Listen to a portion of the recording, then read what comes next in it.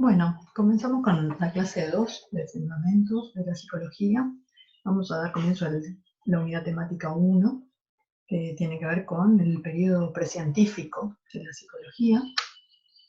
Decíamos la vez pasada que tenemos distintos periodos de la psicología, y hay uno en el cual todavía no está constituida como ciencia independiente, que eso ocurre en el siglo XIX, y todo el periodo anterior a eso se denomina periodo precientífico, que es donde la psicología todavía está unida muy a la filosofía o unida a las ciencias naturales, en el periodo de la psicología experimental, pero ahí ya vamos a ver que cuando se independiza también de las ciencias naturales es que se hace ciencia. Eso lo vamos a ver en unas 3 o 4 clases. Nos va a llevar ahora unas 3 clases ver todo lo que es el periodo precientífico. Para la clase de hoy vamos a presentar a la psicología, a plantearnos por qué esta cuestión de la historia, por qué tenemos que hacer un poco de una reconstrucción histórica, historizar, decimos nosotros, el proceso de surgimiento. Esto tiene que ver porque encontramos que antes de que la psicología, como decíamos recién, fuera una ciencia con autonomía, reconocimiento, validez entre las otras ciencias, encontramos rasgos, características de lo psicológico en otras, unido a otras disciplinas. Vamos a ver hoy particularmente con la filosofía y algo con la medicina también. Entonces vamos a ver esos periodos y vamos a definir qué características tienen, vamos a ver los referentes teóricos principales de esos periodos. Primeramente empecemos por la etimología de la palabra, ¿no? ¿Qué quiere decir psicología? Bueno, la palabra está compuesta por dos afijos, que son psico y logía. Ambos vienen de la lengua griega, de la voz griega. Psico viene de psique, que significa alma, mente, espíritu. Y logía, logos. Esto te lo reconocen porque todas las ciencias terminan en logía, ¿no? Bueno, quiere decir esto, ciencia estudio tratada.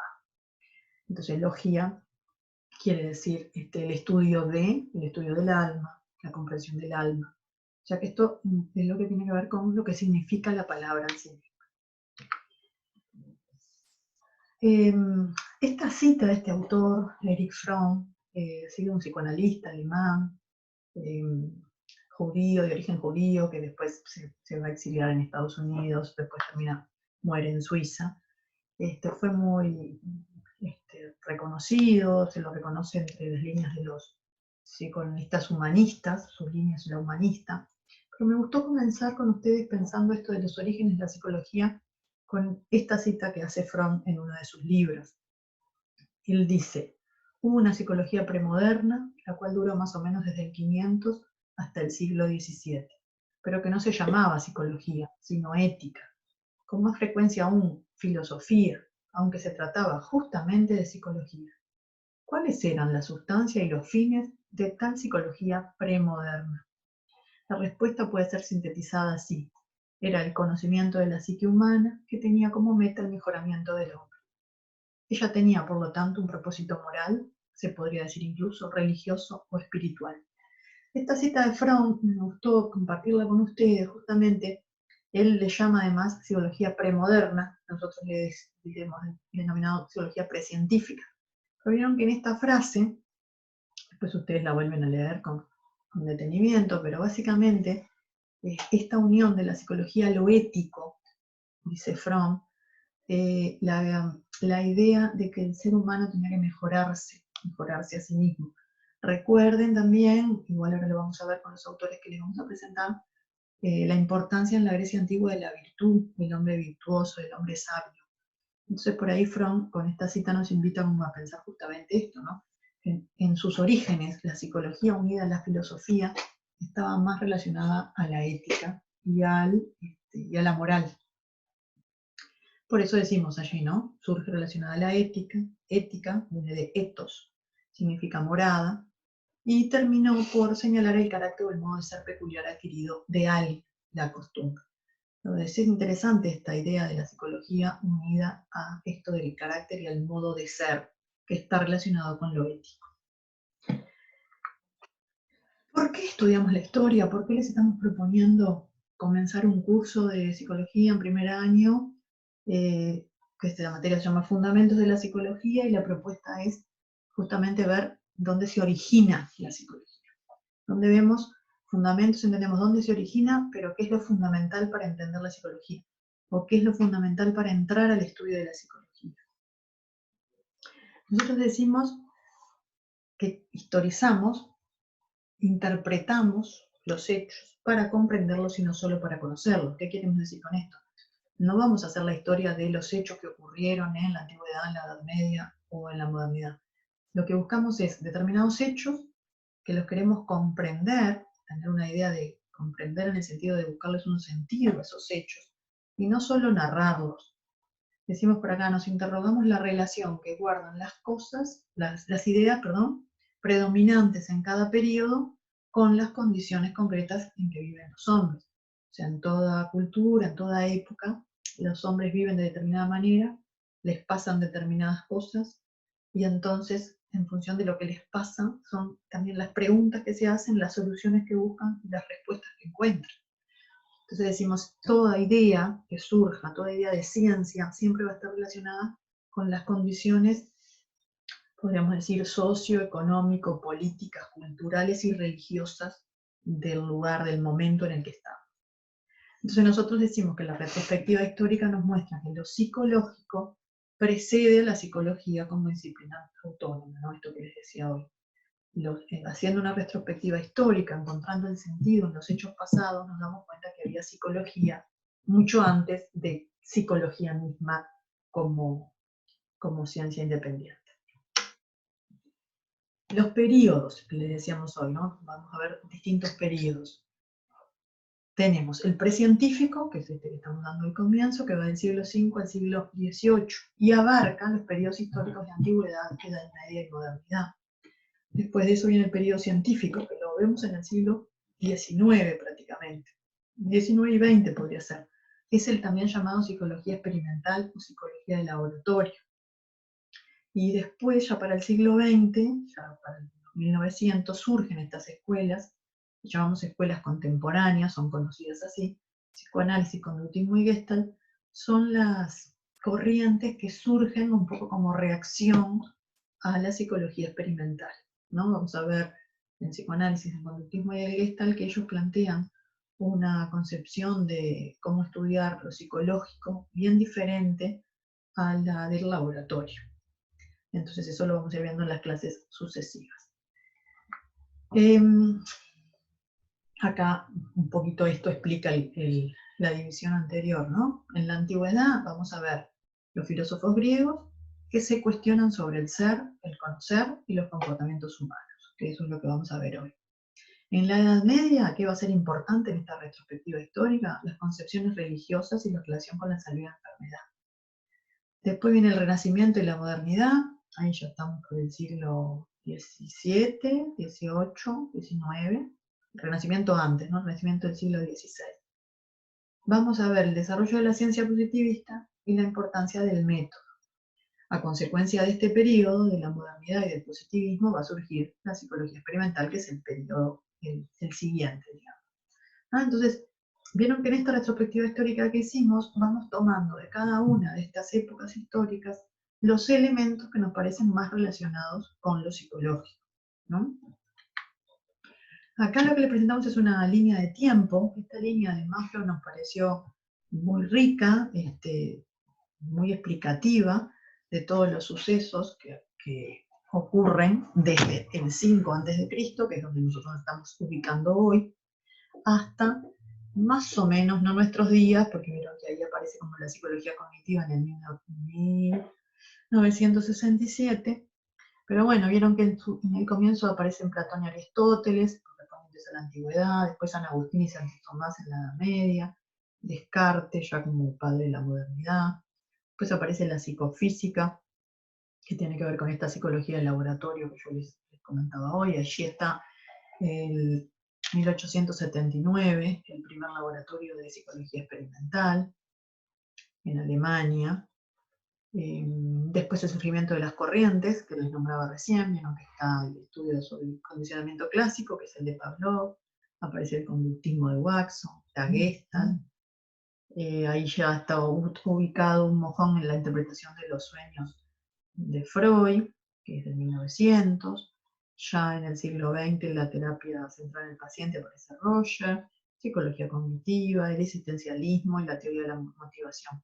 O sea, por lo menos acá en esta línea de tiempo ustedes pueden ver lo que nosotros llamamos como historia de la psicología, que son unos cuantos siglos donde aparecen determinados exponentes que justamente lo que nos señalan tiene que ver con las preocupaciones de la época en relación a aspectos que son íntimos de los sujetos, ¿no? O sea, cuestiones que tienen que ver con sus estados de ánimo, con su salud mental. Este cuadro, el otro que tiene interesante, es que allí vieron que las referencias están pintadas con distintos colores, los antecedentes, el estructuralismo, el funcionalismo, están pintaditas de colores las distintas corrientes o enfoques teóricos, ¿no? Entonces por ahí está bueno que lo tengan presente, que lo manejen, porque es bien ordenador de esta cuestión de lo histórico de la psicología. Entremos entonces al periodo precientífico, que es el que vamos a ver hoy, pero particularmente la antigüedad, ¿no? Como les dije, la clase que viene vamos a ver Edad Media. Nosotros decimos que los filósofos de esta época, las preocupaciones que tenían, estaban relacionadas con aspectos de lo psicológico. Dividimos igual en dos momentos la antigüedad. Hay un primer momento que se llaman los cosmólogos, los filósofos, que la pregunta tenía que ver con el origen del universo, cuál era la constitución del universo, a ver si recuerdan un poco, esto lo deben haber visto en el bachillerato, pero ellos se preguntaban si el origen de la sustancia tenía que ver, la sustancia de composición, tenía que ver el aire, el agua, la tierra, el fuego. O sea, estaban bien preocupados por ver cómo se habían originado las cosas, cómo se había originado el mundo. Después hay un segundo momento, bueno, que ese primer momento son estos, puse algunos ejemplos, ¿no? Tales, Demócrito, Anaxágoras, Heráclito, que se le llama también los presocráticos, ¿no? Como que con Sócrates hay un antes y un después en este periodo. En el segundo momento ya las preguntas decimos que adquieren carácter antropológico, porque las preguntas ya son más cómo conocemos, si existe el alma, cuál es su naturaleza, cuáles son sus funciones, cómo se relaciona con el cuerpo. Las preguntas en este segundo momento, a partir de Sócrates, tienen más que ver con el sujeto mismo y no tanto con el entorno o con el universo en sí. ¿Qué ideas centrales vamos a manejar para este periodo? O sea, ¿cuáles serían como los ejes que tenemos que tener claros de esta época? Todo lo que tiene que ver con el conocimiento y la percepción, porque estos filósofos están preocupados por cómo conocemos, por cómo percibimos. Lo que hace al dualismo mente-cuerpo, van a ver que por ahí aparece una línea que se mantiene, como hasta el día de hoy, que las posturas psicológicas adoptan posturas más integradoras o dualistas, decimos, ¿no? Dualismo quiere decir dos. Pueden encontrar también la palabra dicotomía, una cosa que tiene dos partes, o escindido, si el sujeto está escindido en alma, cuerpo, mente, cuerpo. Entonces este es un tema que se va a repetir en todos los periodos. La pregunta es si existe el alma, ¿no? Como decíamos recién, se toma el alma como objeto de estudio, esto lo decimos ahora nosotros, no lo explicitaban ellos así, pero nosotros sabemos que en todos estos periodos la idea del alma en la Edad Media también va a aparecer muy fuerte, el alma relacionada con lo religioso, con el pecado, el alma sana, el alma pura, el alma corrompida. En este periodo también el tema del alma ocupa mucho tiempo de pensamiento. Y bueno, y vamos a rastrear esto también, ¿no? Algunas ideas sobre la salud y la enfermedad, qué concepciones había, qué creencias se tenían sobre los sanos y los enfermos. ¿No? Entonces, acá en esta idea lo que queremos presentar es, bueno, ¿qué es lo importante de este periodo? Estos temas, ¿no?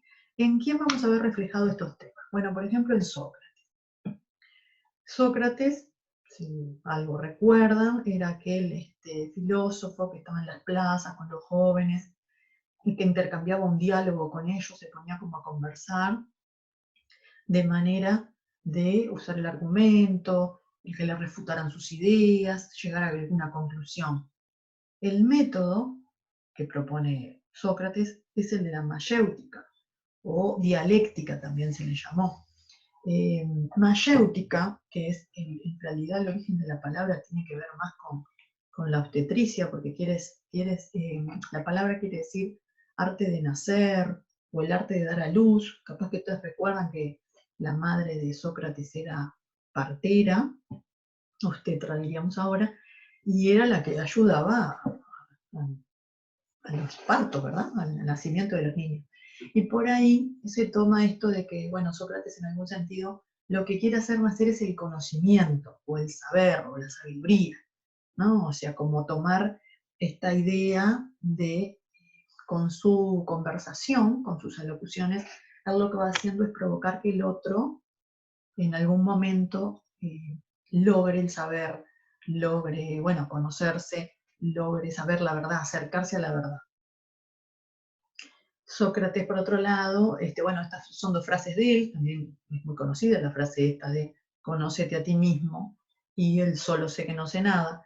¿Por qué? Porque en el solo sé que no sé nada, Sócrates lo que sostiene es que es mejor que uno se reconozca primero ignorante para después lograr la verdad, la sabiduría y la verdad. Si uno ya de por sí primero cree que sabe todo, en realidad queda como obturado pensando que solo su verdad es válida y no puede acceder a la verdad que tienen los otros, ¿no? Entonces, la idea esta de reconocer primero, vieron que ahí también les puse como esta frase de solo hay un bien, el conocimiento, solo hay un mal, la ignorancia. De alguna manera Sócrates sostiene que para lograr el bien, para lograr la virtud, para alcanzar la plenitud humana, tendríamos que pasar primero por la ignorancia, por el aceptar que no sé nada, para después sí poder aprender y conocer.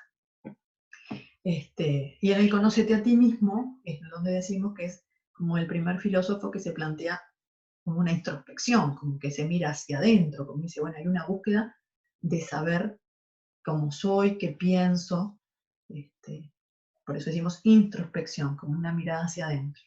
Cuando los filósofos del periodo anterior estaban preocupados más mirando el universo o los astros o buscando el origen de las cosas. Bueno, decimos que Sócrates reflexiona sobre el alma como esencia inmaterial, o sea, la define al alma como una esencia inmaterial, y la ética y la moral, comportamiento del individuo en la sociedad. Nuevamente, ¿no? Esto de la ética, la moral, la virtud, la sabiduría, son todas frases de palabras que siempre están en la terminología de la época. O sea, las preocupaciones de los ciudadanos, en este caso, y de los filósofos que pensaban estas cosas. El método inductivo es aquel que pretende que las personas accedan al conocimiento de la verdad a través de su experiencia en vez de partir de conocimientos supuestos y dados por buenos, ¿no? Esto que les explicaba recién. El método inductivo es decir, bueno, accedo al conocimiento a través de lo que yo experimento, ¿no? Hay algo que tiene que ver con qué experiencia tengo, lo que voy haciendo, va haciendo que de esa experiencia me dé el conocimiento certero, ¿no? Y no partir porque otros dijeron o hicieron exactamente, como la experiencia propia. Y el racionalismo es el otro concepto importante que tiene que ver con esto, llegar a la verdad a través del diálogo, de la conversación, pensando y razonando, ¿no? O sea que a través de esta conversación, ir razonando los argumentos que uno va dando y la respuesta que el otro va dando, se llegaría a la verdad. Saben que Platón fue discípulo de Sócrates. De Sócrates en realidad tampoco hay nada escrito, es Platón el que retoma toda la escritura de Sócrates. Incluso hay obras muy importantes de Platón, como el Fedro, capaz que lo han escuchado, que es en la cual justamente Platón lo pone a Sócrates como uno de los participantes del diálogo, ¿no? El diálogo es entre Platón y Fedro justamente.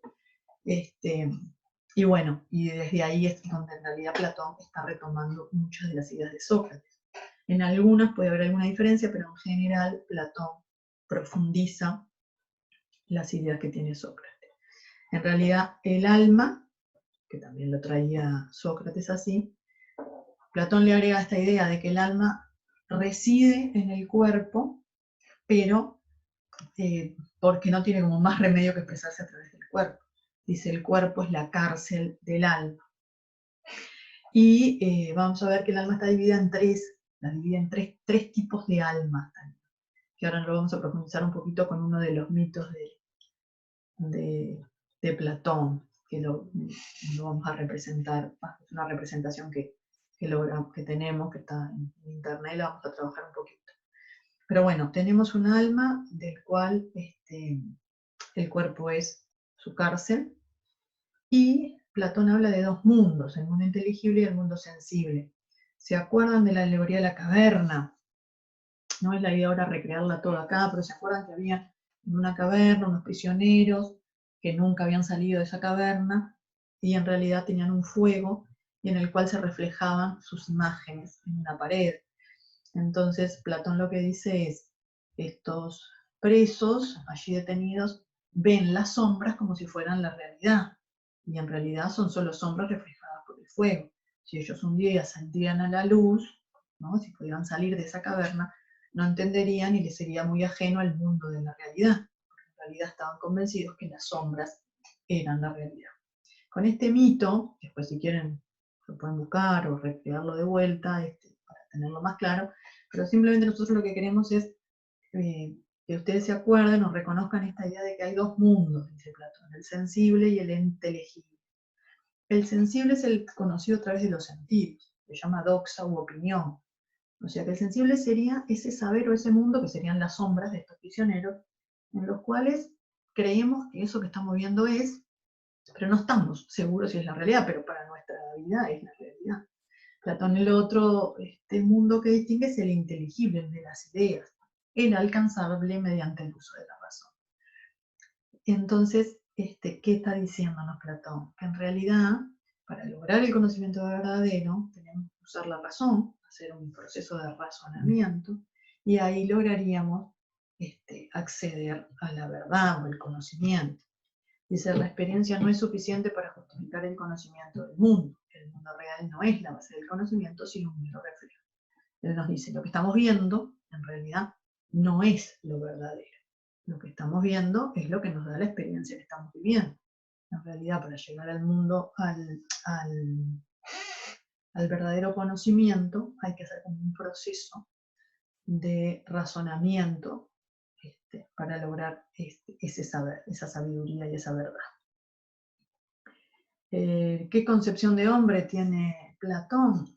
Este hombre que está escindido, vieron que aparece la palabrita hoy, decía dicotómico, dividido, escindido, entre sus ideas razonables y verdaderas y sus sentimientos, emociones que son engañosas. O sea, la razón es lo que nos lleva a la verdad, pero los sentimientos y las emociones nos llevan al engaño o a la ignorancia, nos diría hoy Sócrates, ¿no? Bueno, acá en esta cita de Platón otra vez, ¿no?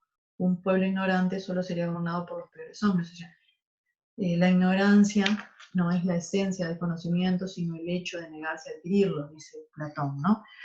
O sea, recordemos también, brevemente, pero para ilustrar el momento en el que estos filósofos vivían, eran momentos de Grecia, donde se concentraban en Atenas los ciudadanos, ¿no? La democracia ateniense, y había un importante valor para la palabra y para la verdad, porque era la forma de convencer a los ciudadanos para lograr determinadas cuestiones políticas, por ejemplo. En la democracia ateniense era así, era una asamblea con todos los ciudadanos, y entonces los oradores tenían mucho valor, el que sabía hablar bien y convencer a los demás.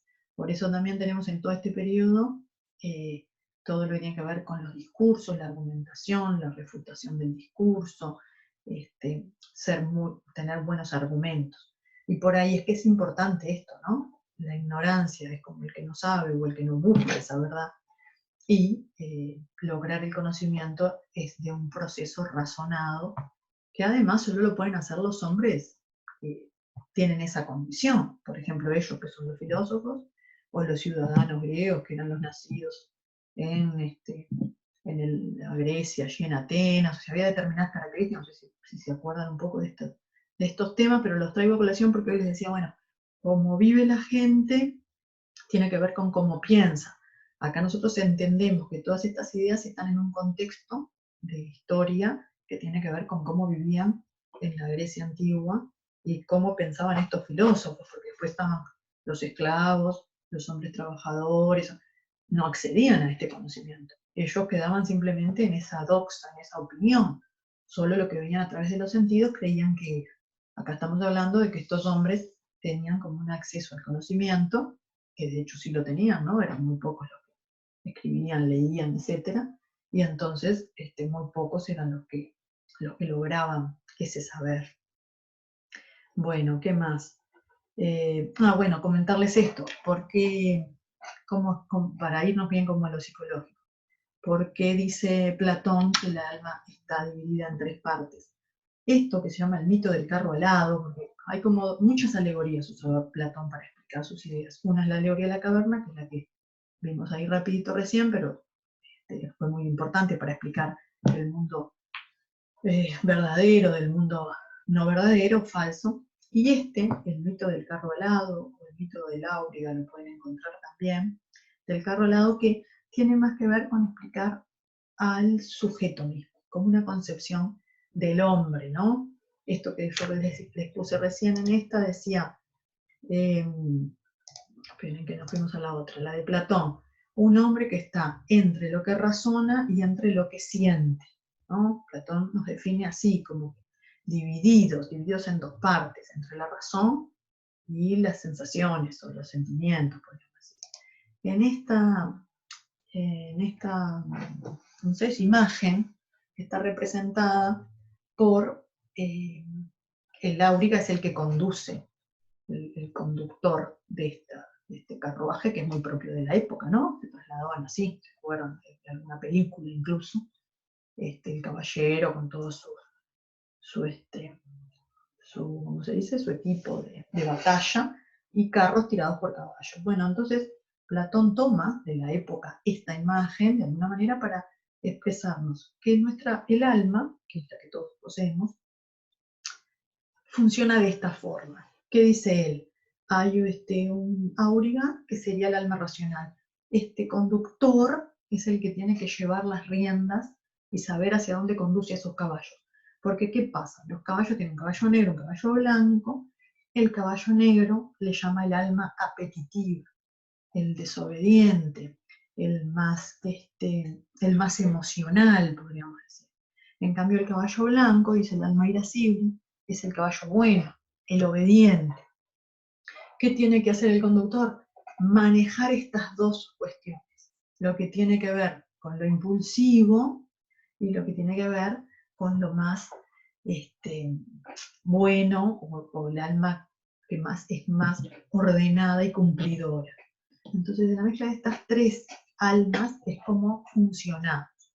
Vieron que por allí en las leyendas dice, bueno, el alma perfecta de los dioses es alada, ¿no? Es el alma perfecta, que los dioses serían almas aladas.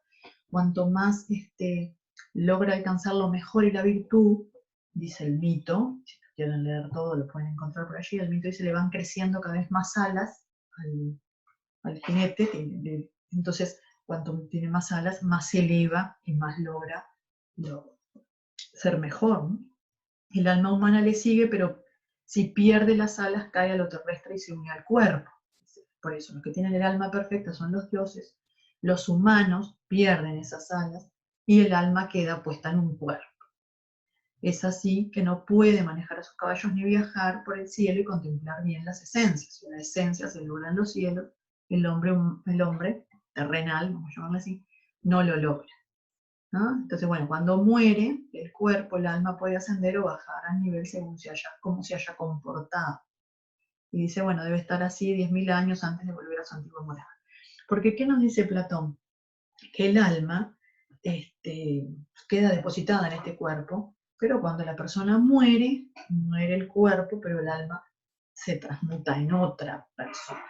Esta idea tiene que ver con la idea innata, la idea del innatismo de Platón. En realidad todas las ideas que tenemos es porque el alma viene de otro lado, de otra persona que ya vivió, ¿no? Por eso esto del innatismo de Platón es otra característica Y tiene que ver con eso. Entonces, bueno, para explicar las personas, el sujeto, por eso decíamos esta concepción de hombre como escindida, por un lado, decir que Platón entrona la razón, o sea, lo más importante es razonar, pensar. Lo racional vale más, podríamos decir, que los otros sentimientos. Por ahí el coraje, lo va a explicar como en el abdomen, ¿no? Que tiene que ver con el alma esta más irascible, que es un caballo bueno, obediente, tiene como coraje. Y después el otro, ¿no? El apetitivo, que tiene que ver más con lo impulsivo, ¿no? Que sería el conductor tiene como que poderlos dominar para, para conducirse bien, ¿no? Bueno, por acá un poco esta idea de cómo explica los sentimientos y la razón a través de este mito, ¿no? Después viene Aristóteles, que Aristóteles fue discípulo de Platón. ¿Qué tenemos con Aristóteles? Hay unas diferencias, ¿verdad? Tenemos algunas diferencias referidas a Platón. Por más que fue su discípulo, Aristóteles no comparte la idea del dualismo alma-cuerpo. No lo ve, no le explica separada el alma del cuerpo. Él dice que el alma es la que da unidad a todas las funciones del cuerpo. O sea, en Aristóteles vemos algo más que tiene que ver con la unicidad o algo más integral. Por más que ve las dos partes, hay un alma y hay un cuerpo, pero no en el caso de Platón, donde es claramente la decisión que hace, ¿no? En esas partes.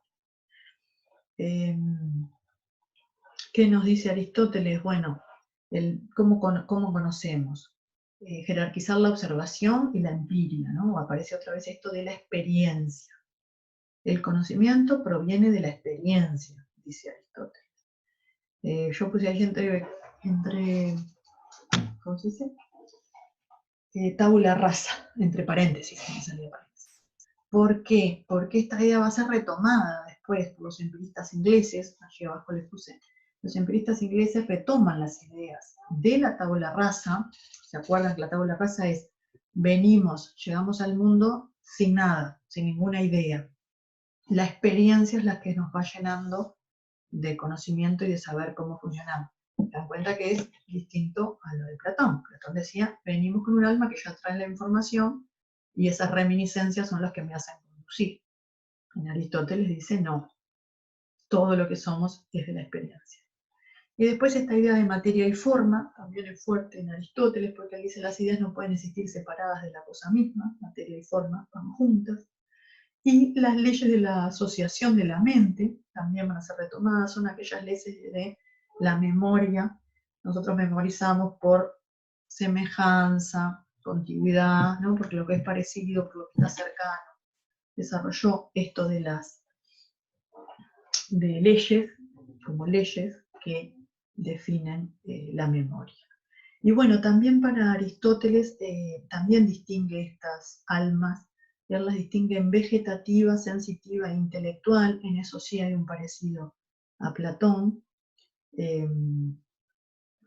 Igual, ¿no? Dice que hay tres, perdón.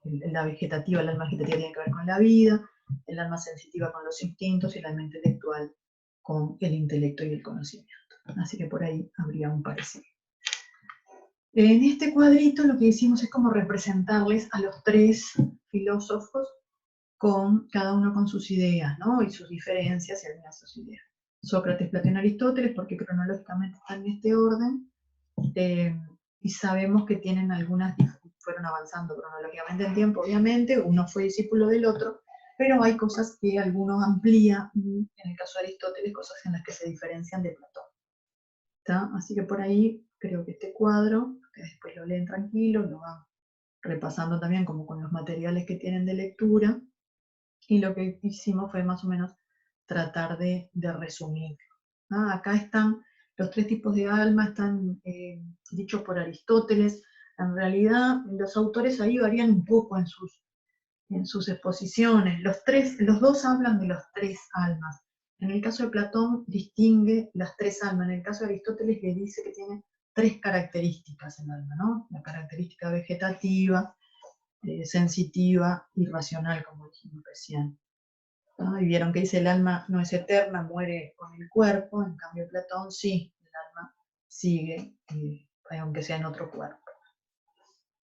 Hasta acá estos tres filósofos con estos temas que decíamos centrados en el tema del alma, el tema de las ideas, el tema de conocer, ¿no? Si conozco por experiencia, cómo me acerco al conocimiento, cómo me acerco a la verdad, la importancia del razonamiento en todo este periodo para que el sujeto pueda llegar al verdadero conocimiento. Entonces estos tres nosotros decimos son filósofos, pero hay otro personaje en esta antigüedad que es Hipócrates, que ustedes lo han escuchado hablar, o por lo menos si no, han escuchado hablar del juramento hipocrático, que es el que hacen los médicos, por ejemplo, cuando se reciben de médicos hacen un juramento.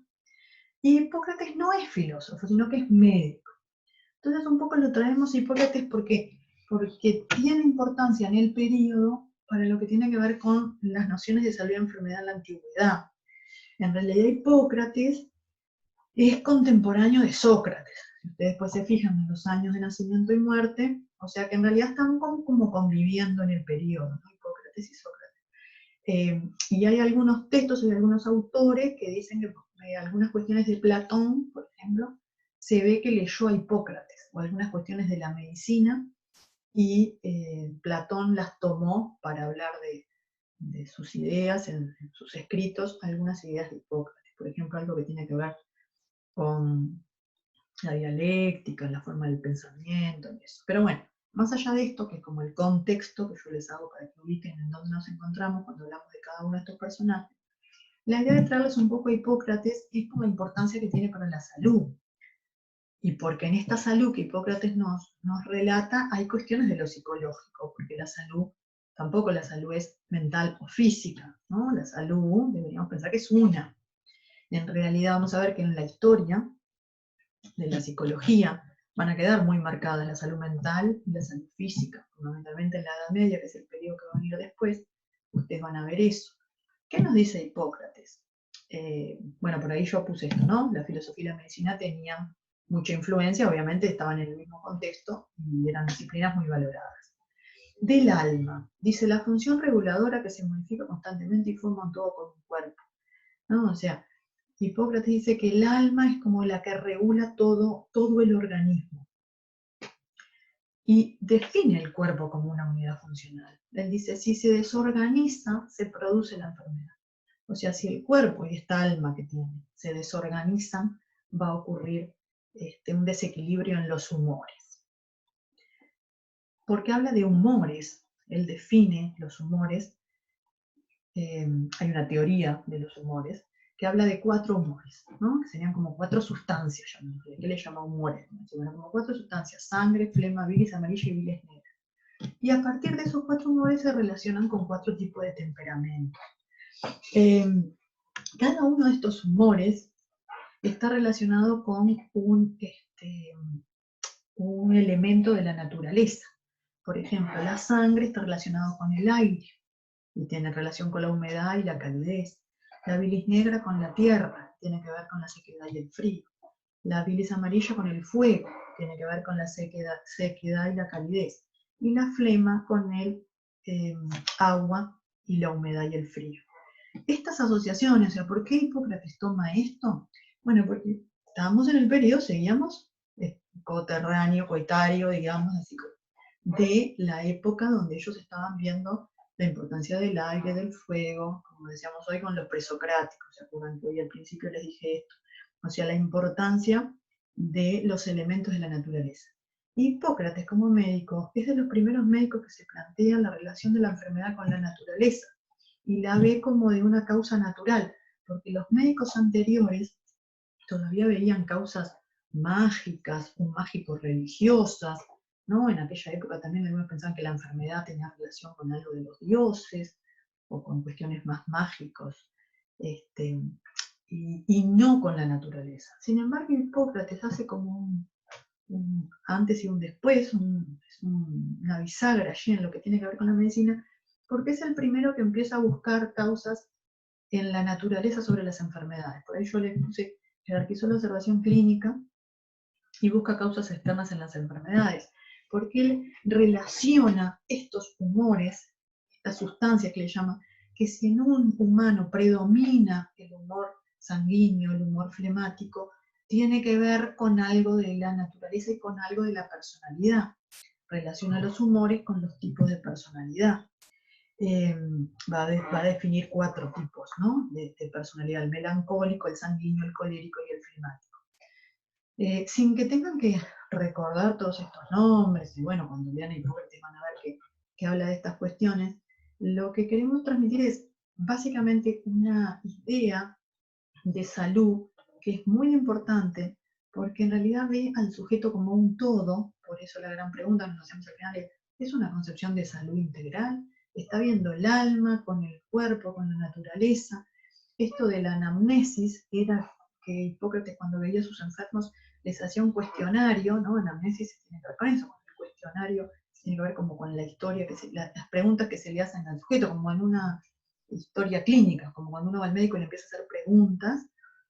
Él era muy exhaustivo en esas preguntas, observaba mucho a los enfermos, les preguntaba cuestiones como, por ejemplo, en dónde vivían, cerca de qué río, qué agua tomaban, dónde habían estado. Él relacionaba las estaciones con las enfermedades, o sea, era muy estudioso y observaba y relacionaba esas cuestiones. Entonces, por eso decimos que es como una concepción de salud muy importante en esta época, porque tiene en cuenta no al sujeto solo, no solo la creencia de los dioses, sino el entorno en el que el sujeto vivía. Y bueno, en ese sentido, algunas de estas ideas, como por ejemplo la teoría de los humores y de la personalidad, llegó a usarse hasta en el Renacimiento. Yo le puse allí. Algunos autores hablaron de las teorías de la personalidad tomando algunas cuestiones de Hipócrates. Es una medicina unida a la psicológica, ¿no? Porque habla de carácter, habla de personalidad. Y qué más, bueno, contarles de Hipócrates también, que escribió muchísimos tratados, muchos. Si buscan después, por ejemplo, hay un tratado como tomos, textos. Uno se llama Las epidemias, por ejemplo, las enfermedades agudas, las enfermedades graves. Es como que clasificó las enfermedades y las pudo escribir, ¿no? Más allá de los errores que tengan esas ideas o esas conclusiones a las que puede haber llegado Hipócrates. Obviamente, que desarrolló la medicina ahora no toma en cuenta eso, pero yo lo que quiero es que tengan como la magnitud para la época, ¿no? Estamos hablando hace 2500 años, que Hipócrates escribía eso. Y decirles, como para terminar, que nosotros no estamos viendo, algunos autores lo traen, todo lo que tiene que ver con la medicina oriental, ¿no? Con la medicina que tenía que ver más con Mesopotamia, con los egipcios, que sin duda hubo una gran influencia de la civilización griega con los persas, los egipcios, los fenicios, porque estaban cercanos, ¿no? El mar Mediterráneo era lo que los dividía. Y bueno, así como hubo para las matemáticas, ¿no? Los pitagóricos, no es nuestro tema, pero está relacionado con los cálculos matemáticos de los egipcios. También había unos médicos, que ustedes capaz que en la literatura algunos lo van a ver que los nombran, como Avicenna y Averroes, que tenían una gran influencia de haber estado en Oriente y después desarrollan su saber con los griegos. ¿Ah? O sea que no desconocer esto, o sea, esto que pasa en Grecia, no está separado de lo que pasa en Oriente. A veces nos preguntan por qué no damos algo de lo de Oriente. Nosotros damos la civilización oriental, que es la occidental, perdón, que es de la que nosotros descendemos o tenemos la gran influencia, ¿no? De los griegos, de los romanos, de la grecolatina, que llamamos esta civilización. Y por eso traemos también como estos autores. Pero sin duda hay influencia de lo que tiene que ver con toda la cultura oriental. Bueno, por aquí terminaríamos con la clase de hoy. Por acá está la bibliografía, que igual esta bibliografía es la misma que ustedes tienen en la guía de lectura, que tienen que leer para todo el módulo 1, porque la próxima clase es que vamos a ver Edad Media. Y decirles que junto con este videito y este audio va a haber otro video subido que es de YouTube, que es la explicación de Áuriga de Platón. ¿tá? De los caballos, porque está bastante didáctico y me gustó un poco cómo está expresado, y va a reforzar un poco ese tema para volver a repasar que esto, ¿no? Lo que nos importa de este periodo es estas concepciones psicológicas que están relacionadas con el conocer, con el percibir, con el alma, con el conocimiento y con la salud y la enfermedad. Así que bueno, en una semana más o menos estamos subiendo la siguiente clase que tiene que ver con la Edad Media, y entonces le vamos a pedir que lean todo lo de ese periodo. Bueno, otra cosa es que va a quedar abierto el foro para que a partir de mañana, toda esta semana, ustedes vayan haciendo preguntas, tanto a esta clase como a los materiales, y después que esperemos unos días y recojamos todas las preguntas de ustedes, si es necesario les hacemos un video explicativo de las dudas que quedan. ¿Tá? Así que pónganse a estudiar y las dudas que surjan las van a transmitir en el foro, que nosotros vamos a recoger las preguntas y después vamos a intercambiar con ustedes. ¿Ah? Bueno, nos vemos la próxima semana. Que pasen bien.